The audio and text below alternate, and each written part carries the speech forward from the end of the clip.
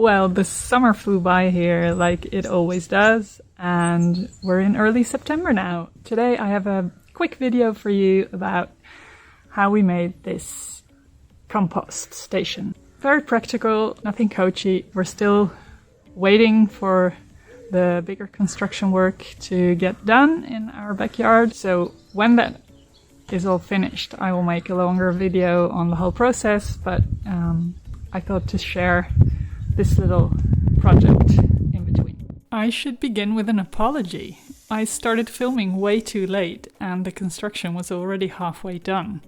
Short recap. We took the measurements, made a sketch, sawed the wood and screwed it together. By the way, we're using all recycled materials.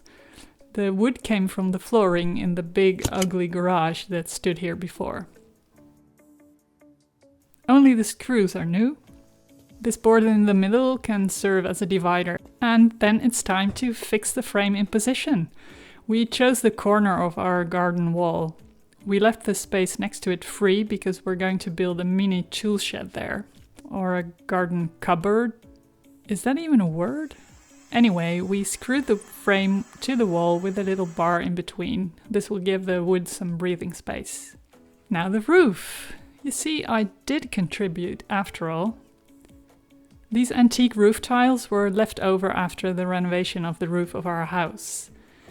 If you don't have any roof tiles available, you can use a tin plate, wooden boards, or even a piece of pond liner, whatever you have to hand.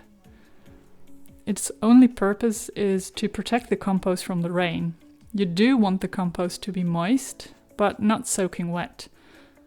This is because too much water pushes the oxygen out of the pile and that would stop the composting process. Should you notice the pile getting too dry, just add some water with a watering can. That way you have better control over the process.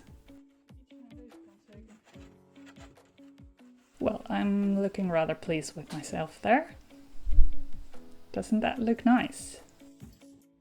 We're filling the bottom up here with some soil and grass root balls to provide a base for the compost where the worms and other organisms get in. We needed to lift it up a bit. So you see here that we put the construction on some bricks. You see here still the foundation of our wall. The garden still needs to be leveled. That will happen later on in this autumn. That's why we had to elevate it a little bit. Otherwise it would be below the ground level and the wood would rot much quicker. So we decided to make a little construction like this. But obviously if you already have a level garden, that's not necessary. And then finally we could move the temporary compost pile. Nothing wrong with this simple construction, by the way. Just some chicken wire and cardboard in a corner of the garden will work fine. It worked for us. Look at all the critters that live inside and on the compost. It's amazing and so important.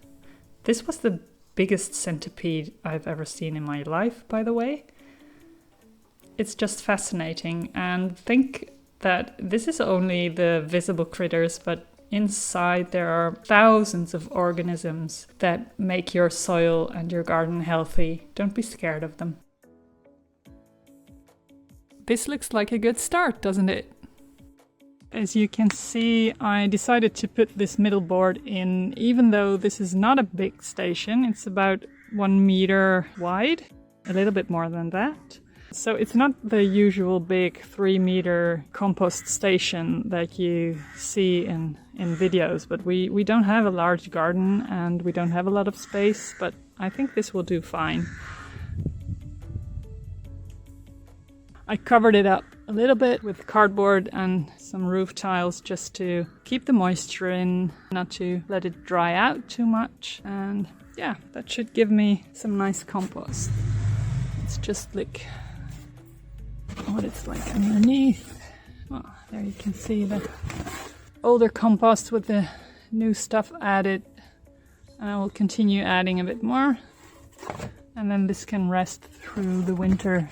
And then it will be a nice ripe compost to put on the garden in early spring. If you would like to know more about how to make a compost heap, and what to put on it and what not, please let me know in the comments below and I would be happy to tell you. Thank you for watching. See you next time.